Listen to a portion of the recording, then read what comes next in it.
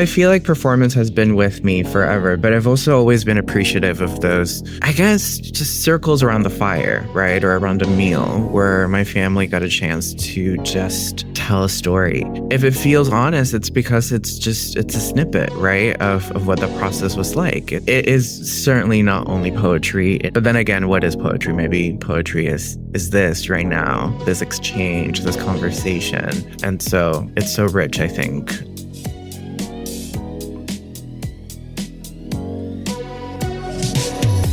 Hello, and welcome to Power Beyond Pride, a weekly queer change-making podcast bringing you voices and ideas from across our fierce and fabulous spectrum to transform our world.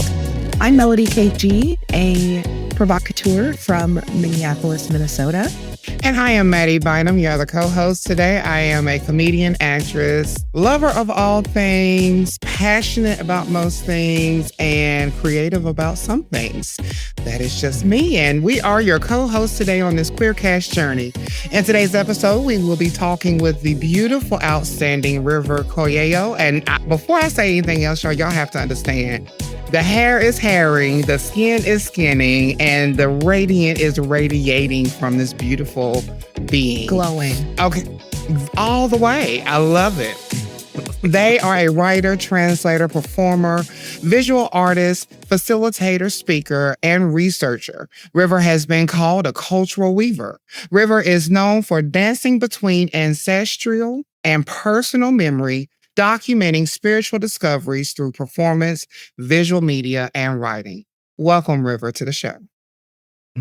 Thank you so much for having me. I'm so excited to be here. What an introduction. Yeah, the intro is merely a freckle of all of the things that I'm sure you put into the world. So thank you for being you and for coming on today's podcast. Would love to hear from you. What is meant by the term cultural weaver when you describe yourself as such? What does that mean? It's beautiful. Thank you. That actually came to me in a dream. I've been spending a lot of time reconnecting with my Andean ancestry and, in particular, my Indigenous roots. And I've done a lot of work around, I guess, unpacking and repacking a lot of things about my life, and not just around identity or lineage, right? But also purpose, I think. What does it mean to be a human person on this planet? And in that dream, I was weaving, much like my ancestors were, especially my feminine, and I imagine my trans feminine ancestors, or even my androgynous ancestors, as I like to imagine them.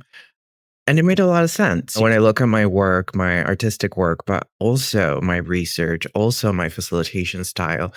I'm always trying to make sense of things that seem disparate, seem like they don't go together, but I find the beauty in trying to weave them together. I see that in my gender presentation, for example. I think a lot of people don't often know what to make sense of me, but I like to embody both of my energies. And I see other themes that are kind of similar in that way, right? Where I can spot, yes, how different they are, but I suppose the great opportunity there is to bring them together. That's beautiful, So yeah. and that's something I can relate to you with. I love being a conversational starter too. So I think that is the beautiful thing about your essence. So real quickly, if you can, take us back to the beginning. How did River become River? How did you become a cultural weaver? Did you become a conversational starter?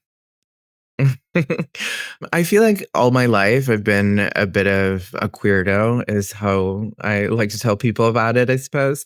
Yeah. But I was always, I guess, kind of looking inward from the margins and recognizing that some of us just unfortunately don't have the same kind of access or acceptance. And from a very young age, I was very rattled by injustice. I saw it in my own family, especially along racial lines or class lines. And that really bothered me as a curious child. And so I had this kind of wild curiosity and imagination, I'm sure. And I was always drawn to especially the written word, right? I was out here in my journal documenting it all. And my God, was it angsty? Was it histrionic at times, I'm sure.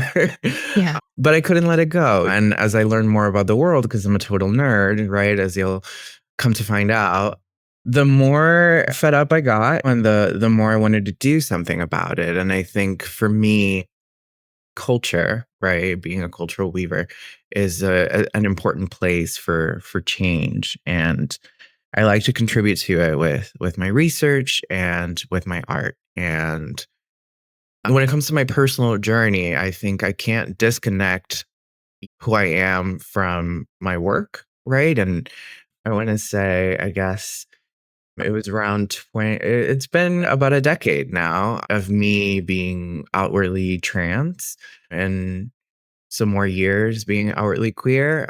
But that journey has been really, really beautiful, really difficult as well, as you can imagine. But I found a lot of freedom in just letting go of like the social scripts, letting go of what people expect of you and just finding where your joy is. I joke about this a lot, but as difficult as the pandemic was for the world, right? And continues to be, the space, the introverted space that it gave me to explore everywhere I could go was like a beautiful gift. It really was. And I'm very, very grateful for it. I think that's where River kind of got solidified as an energy, I suppose. Yeah. And I've always I've always been feminine, but I've never hated my boyhood necessarily. And so I try to live in a way that like, brings them together. That's incredible. I love what you said too about the pandemic sort of giving you the space you needed to cultivate or refine or however you want to describe your energies. And I can definitely relate to that. The stillness that kind of the lockdown and all the things that came with it really pressed a lot of us to do some inner work. Not all of us, as we can Not sort of all of see us. from right. But for those of us who did, who really took that time to rebuild, reform, rediscover, um, it was truly a almost a blessing despite the horribleness that were happening outside. So I'm really glad that you had that experience and emerged this beautiful weaver of things. I would love to hear more about especially how your connection to your Andean heritage has allowed you to sort of like facilitate space for others to connect with who you are and how you're sort of pulling on that thread and weaving it into your work. Yeah, of course. I guess there's various different ways that it shows up in my work. I was born in Guayaquil, Ecuador, but my family traces its roots to Manta, which is also on the coast, and Cuenca. And I've always had this curiosity about, I think, especially our indigenous ancestry. I think my journey through, unfortunately, this is not the case for everybody, but as a queer and trans person, my journey through Christianity in the church was challenging, if not traumatic. And I've always been curious about other models, right? I figured there had to be something different, perhaps something that came before it in our region. And so I've always been curious about that history, right? That's been, I mean, quite frankly, systemically erased. But even in the spaces where it continues to exist, it's just kind of forgotten or not prioritized. And so I've always had this immense curiosity about, well, how were we as queer and trans bodies existing in our land, right? Before colonization took all of that away. And That's translated to the research that I do now. I'm a PhD student at UCF here in Orlando, which is where I'm based.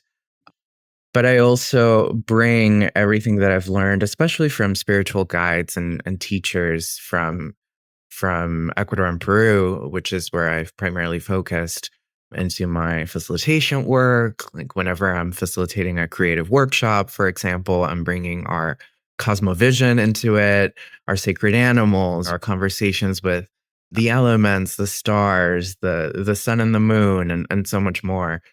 And then all of that comes through in my writing as well. Humpy, which is the multimedia collection that I released early last year, has all of these elements. It really chronicles my journey to and through my reconnection to the Andean Cosmovision, and I think it's really resonated with some really wonderful folks out there, and I'm so happy that it's had that effect for sure. Yes, when I was reading about you and I was looking into you were talking about the third gender and your research and all that, it really did. I'm not gonna lie, like I had to call our producer and I was like, yo, I'm learning so much and I'm loving it. Because I think that that is something, being a spiritual person raised in the Christianity faith like you, I think it's good that we can have multiple conversations about deity. We can have multiple conversations about transfiguration. We can have multiple conversations about those things because when we allow ourselves to stay in just one concept, and look at just from a micro lens of a religion that was created by men. Let's be honest. This was a religion. It's not a spirituality, but a religion. And we type ourselves that we don't even realize that we inherently make ourselves ignorant and our generations to come Mm, ignorant because we don't allow ourselves to explore and expand. And I think that is interesting because wanted to ask you, what was your earliest memory between your connection of spirituality, religion, and who River is in general? mm. I think I always, and I mentioned this earlier a little bit, but I think I always did feel like an outsider, right? I felt like everything that my gender, I suppose, was supposed to do, I just couldn't quite relate to. And that was a painful and lonely childhood. And then unfortunately, my experiences in the church just made that even harder because I wasn't really finding my place. And especially as my queerness just started developing, it was even harder to feel at home because the best word I have is demonized, right? That was quite literally the framing. This isn't of God. But and I'm grateful for this about my younger self. I've always been a bit rebellious as well.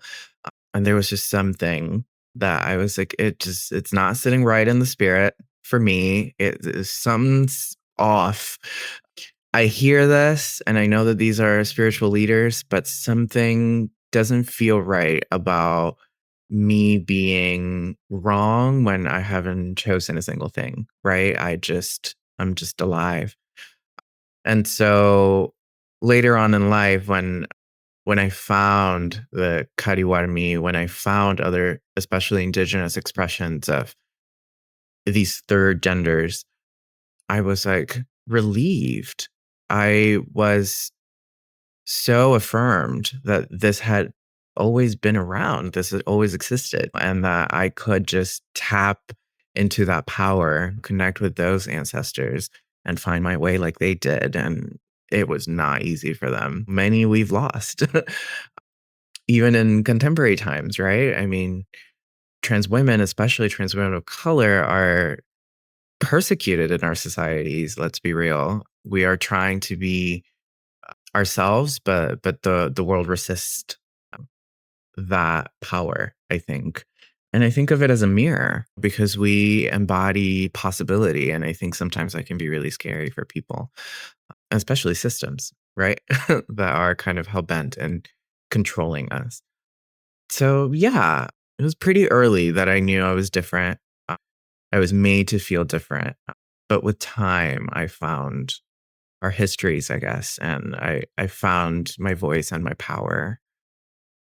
by connecting with it. And we're so glad you did. That's incredible. We do have to take a quick break, but please stay tuned to this incredible episode of Power Beyond Pride with the inspiring River Coello.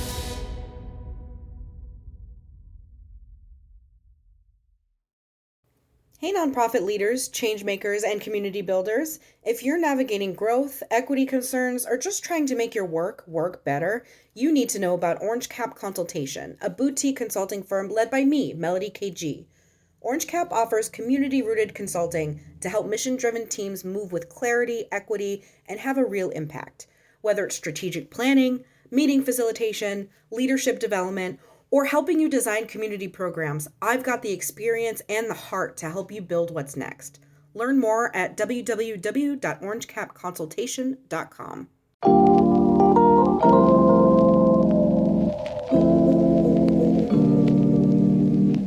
Hey, this is Sean Aaron, he, him, his, and I'm here to tell you about Them Boys Podcast. I'm the host of Them Boys Podcast, and as a Black queer trans man, the podcast amplifies the voices of other trans men of color as we share our transition stories.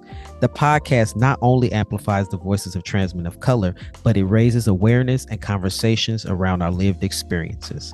You can listen to the podcast by going to themboys.org/podcast. That's DEMBOIS.org/podcast.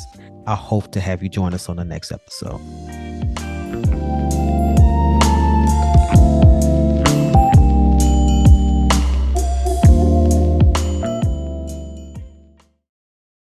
Welcome back. This is Power Beyond Pride, a queer change-making podcast. And I'm Melody KG, here with my incredible co-host, Mattie Bynum. Hi. And we are here talking with the incredible River Coello.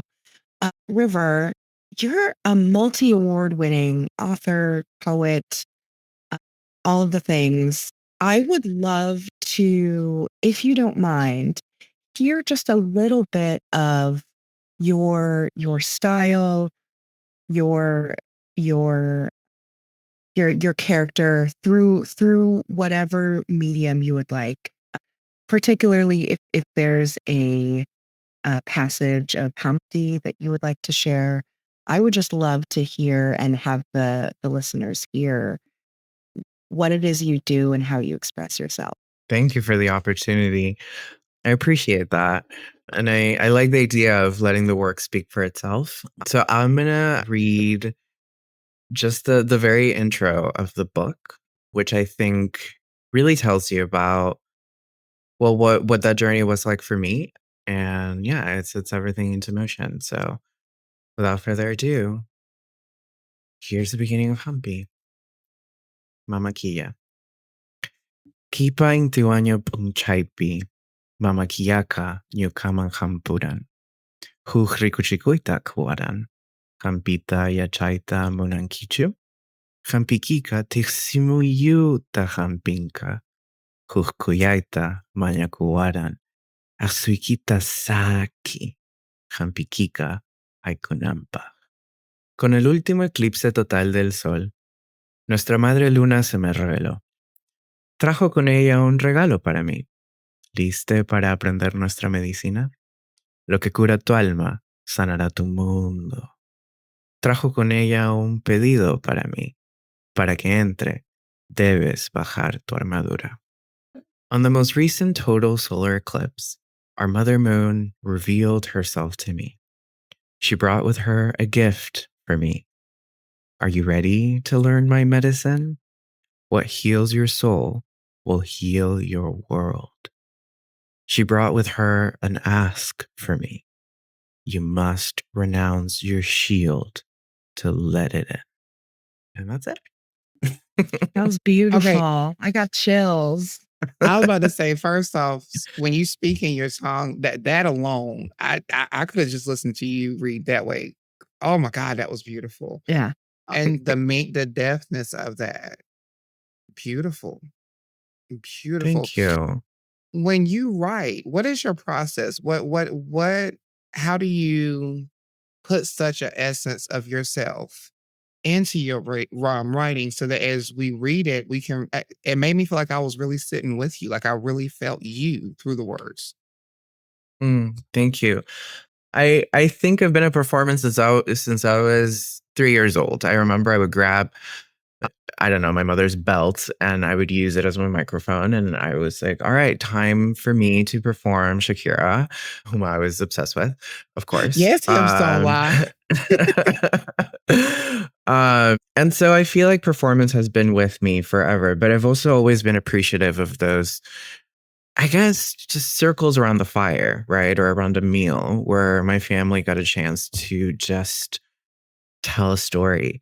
And I think, the privilege of having grown up with magical realism as well. That's just so Latin American. It's just, I think it's unshakable. You can't really remove it from our essence, you know? It's the work that we read. And so I've always felt really drawn to where our reality and magic intersect. And so when it comes to my process, I start there. I start in a place that isn't fully here nor there. And as much as it is about putting pen to paper, it's also about, well, how does it feel in the body? I can't separate it from performance and ritual, I think, in particular. And this book, as it was quite literally about reconnecting with Indigenous spirituality, was all about writing through ritual, through prayer, through conversations with sacred animals, sacred beings, with the stars. And so if it feels honest, it's because it's a snippet, right, of what the process was like. It's real and it's longing, I guess, right? Like when you are searching for connection, you can't help but to be yourself. Or at least I hope so, right? And that's where this book met me. And I guess it is where it's meeting you now. But yeah, that's a bit about my process. It is certainly not only poetry, it is, but then again, what is poetry? Maybe poetry is this right now, this exchange, this conversation. And so it's so rich, I think, in a lot of different ways. Wow, that's incredible. And such a good reminder for all of us to, as you said in the passage, sort of relinquish your shield, right?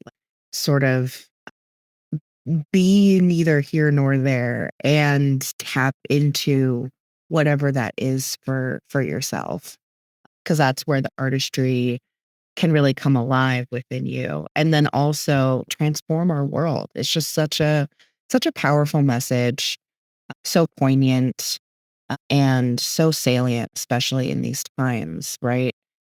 Uh, just beautiful. I would love to hear from you as someone getting a PhD in anthropology, how you how you sort of both contend with the institution of higher education, being someone who's so rooted in ancestral and spirituality, and what it is you're doing with that work, and sort of what you're learning through the process.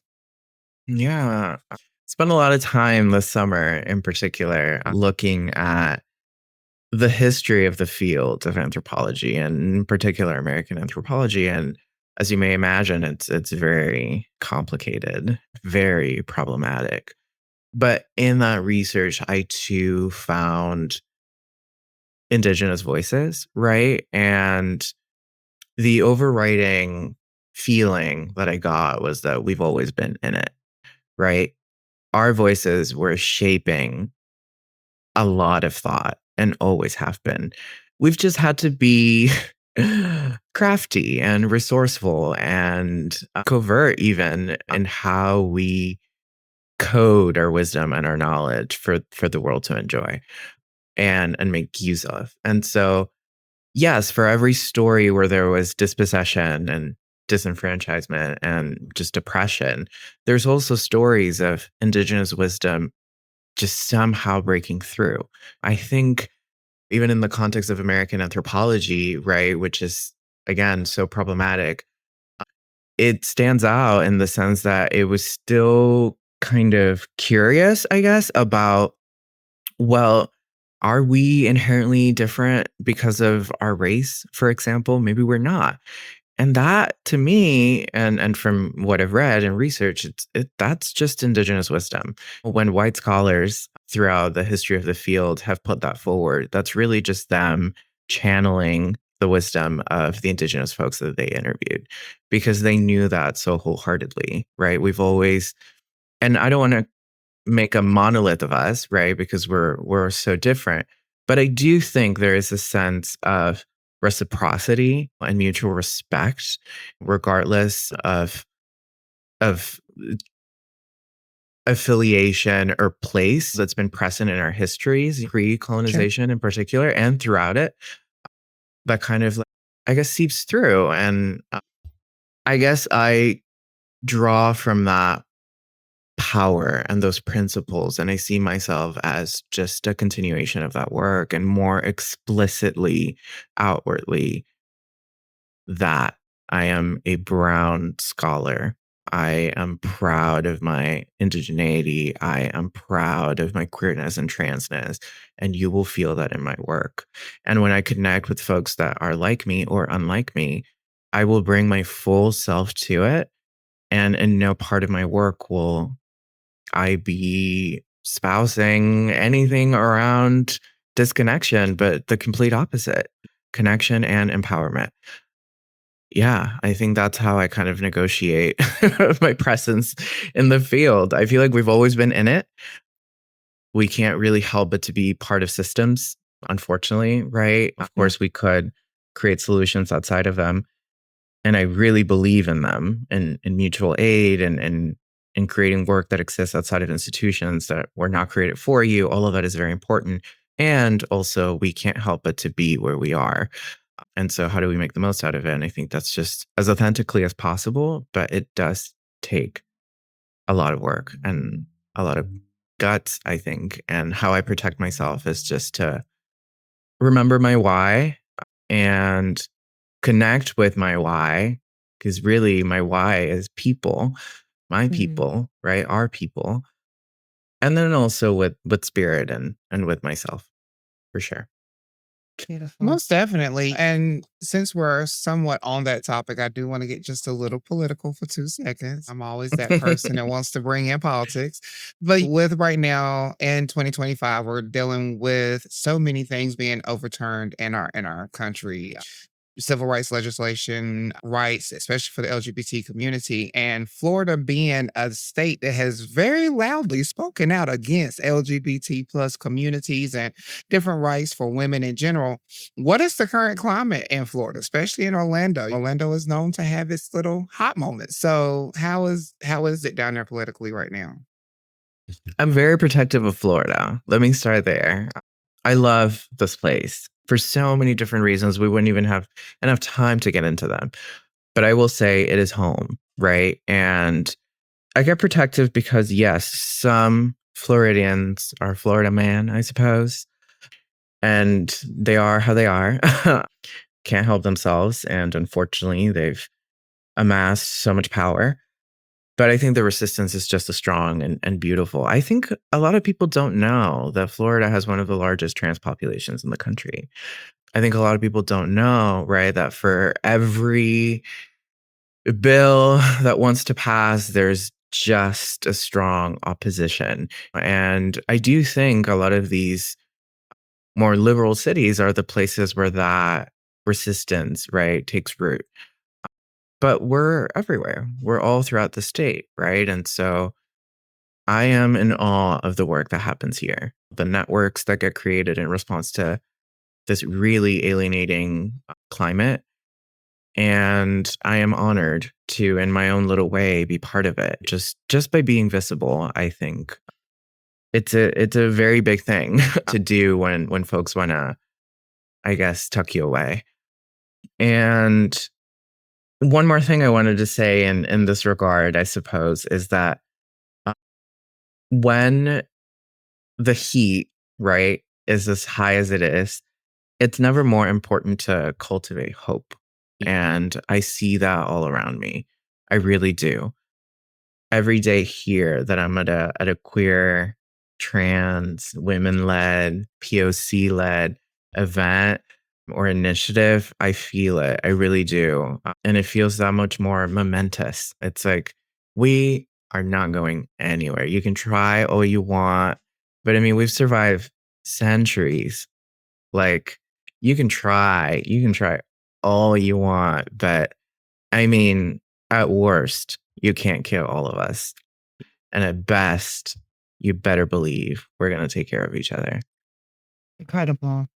Absolutely. I love to hear folks from Florida really own the fact that Florida is home for you, for other folks, because I think being not from Florida, we hear a lot of this Florida man and like Florida's terrible for trans people. And it's like, well, but we're here. Like, we're living here, we're thriving here, and it's always been bad for us kind of wherever. So it's really beautiful. So thank you for bringing us back to that. But let's take another short break here. And please stay with us because we will be back in just a minute to share some fun facts plus a speed round of questions to get to know River better.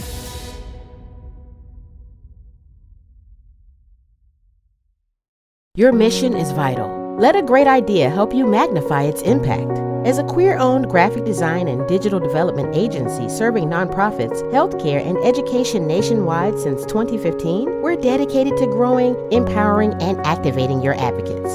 Our award-winning work speaks for itself. We deliver transformative change. Ready to see your impact grow? Book a session and let's get started at agreatidea.com. That's agreatidea.com. Tired of the same old advocacy advice? Get ready for a fresh perspective with The Idealist, the monthly newsletter from A Great Idea. We're the queer-owned agency that's been sparking change since 2015. Each month, The Idealist delivers a unique and inspiring approach to advocacy building straight from innovators across the country. Fuel your passion and discover new ways to grow, empower, and activate your community. Subscribe to The Idealist. It's your monthly dose of inspiration. Sign up for free at agreatidea.com/idealist. That's agreatidea.com/idealist. And welcome back. We are here at Power Beyond Pride talking with the illustrious River Coello. And I am one of your hosts, Mattie Bynum, sitting here with my beautiful co-host, Ms. Melody KG. River, I do want to ask a quick question because you have traveled all over, abroad, domestically. So what is one place or where is one place that you have done speaking or performances that has really stuck out to you, whether it be fun, memorable, not so fun, memorable, or just very enlightening? I will say Chicago was a big part of my life for many years, and I got the opportunity to share my work in various different places there, and I always left feeling very replenished and inspired. Chicago is fucking cool, and trans people there are amazing too. So, yeah, I owe a lot of my growth to that wonderful city, and I find myself back there quite a bit. Okay. And It's they do awesome. have the best pizza. I do love me some Giordano's. So I'm right there with you on that. Hard disagree. I love Chicago and New York pizza is the way. Okay. I pled the Okay. fifth. I will stay out of this. I am Switzerland in this debate. I mean, boy, New York. Okay, so let's say it like this: New York in itself is an equivalent of pie all day, every day. It is the best pizza. However, if you do like deep dish, I will say Giordano's is another good option. We just leave Detroit all the way out between the water and the pizza and the drama. We just don't like anyway. So, we're just going to stick with Chicago and New York. I love it. What's next on the horizon for River? What are some things we can look out for and look forward to coming out from you and this beautiful brain and hair, mane of hair and spirit? Can we just take a moment for the hair? Can we just take a moment of silence for the hair? Let's do It's it. beautiful. Yes. If y'all don't know, please go to River's Instagram. We will put all the social media at the end of the show, but you have got to go. There is one iconic picture of the flip over that River has. Yes. Okay, go ahead. Sorry. What's next besides a really good hair routine? I am working on Humpy, the multimedia experience. It's going to be a gallery exhibition, and it will be opening in Seattle at Jack Straw Cultural Center in April. My hope is to bring it back home to Central Florida and maybe in the future also bring it to other places. So if cities are interested in this work, please reach out.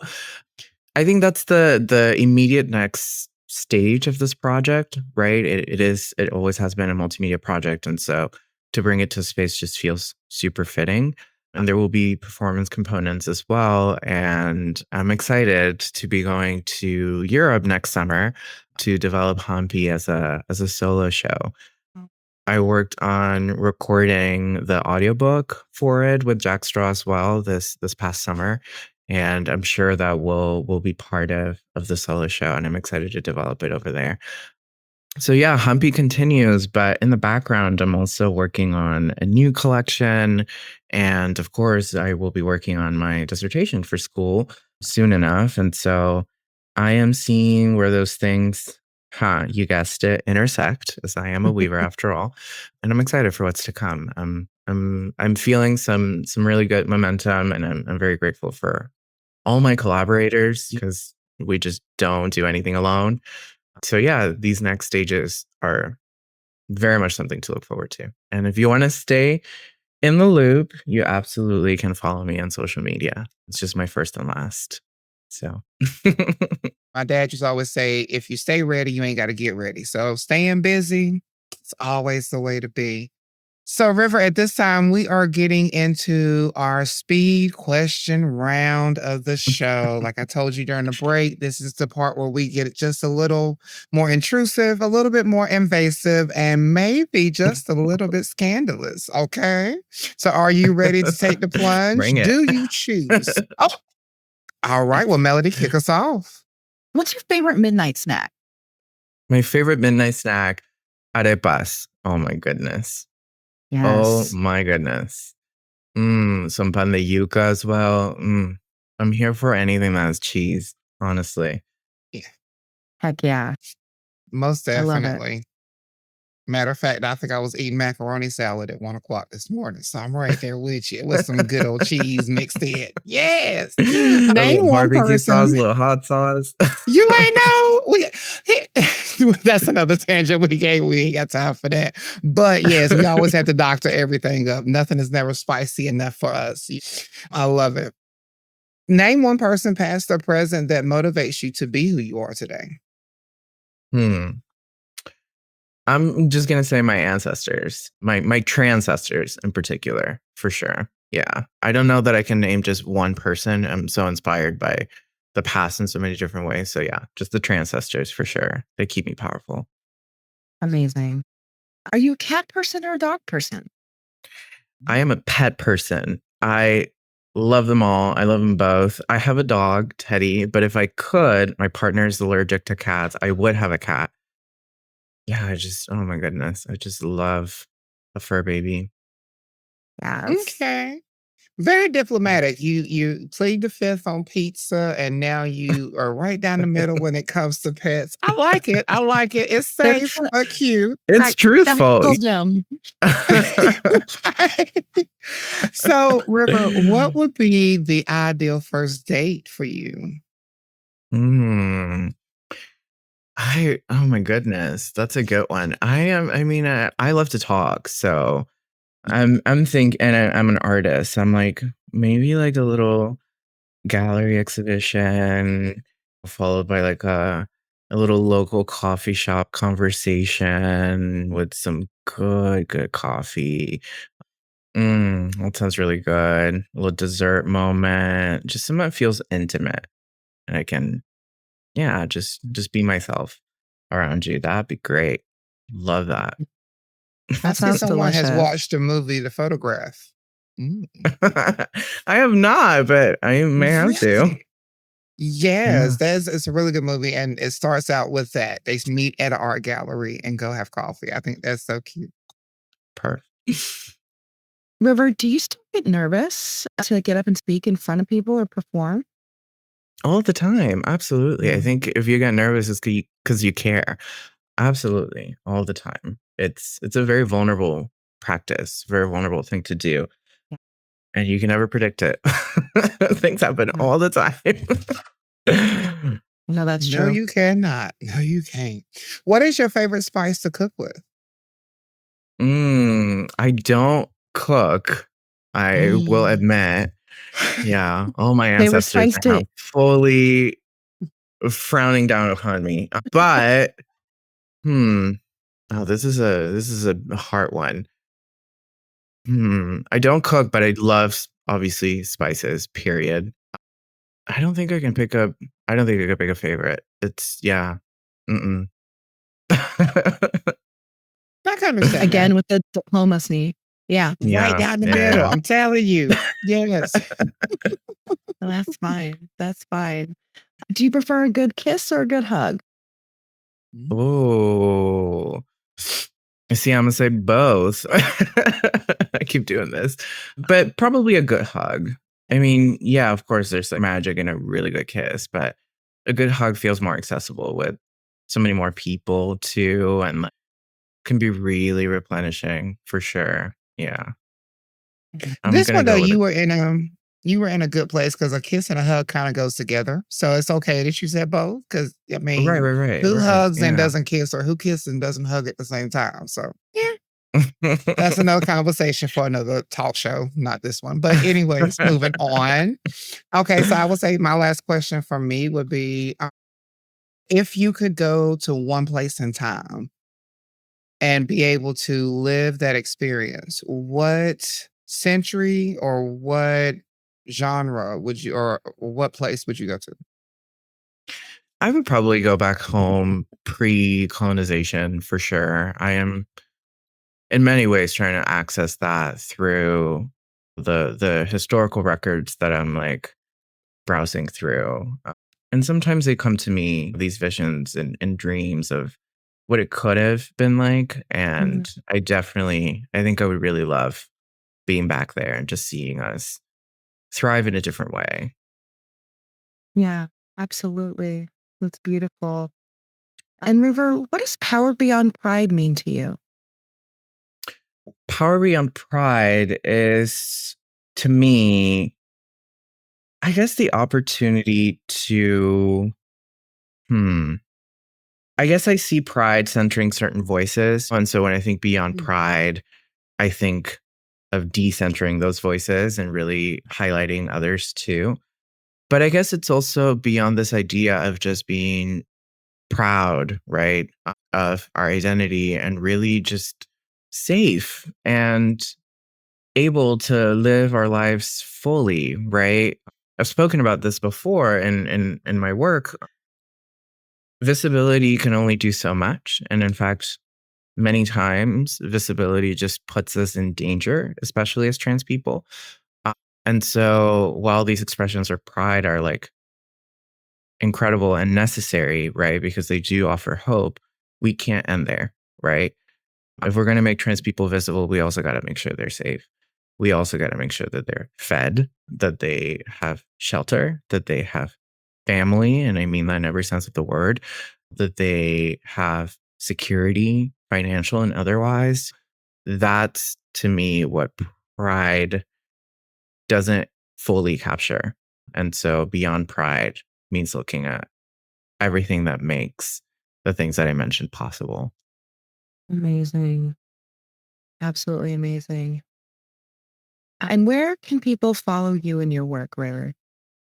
You can always go to my website, which is rivercoello.com, or you can follow me on social media. I am mostly active on Instagram, so that's again at River Coello, first and last.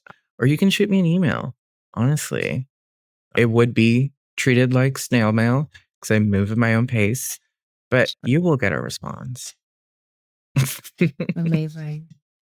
Well, thank you so much for being here. We're out of time for this podcast, but we would love to have you on again if you're willing and able and have time in between all your things.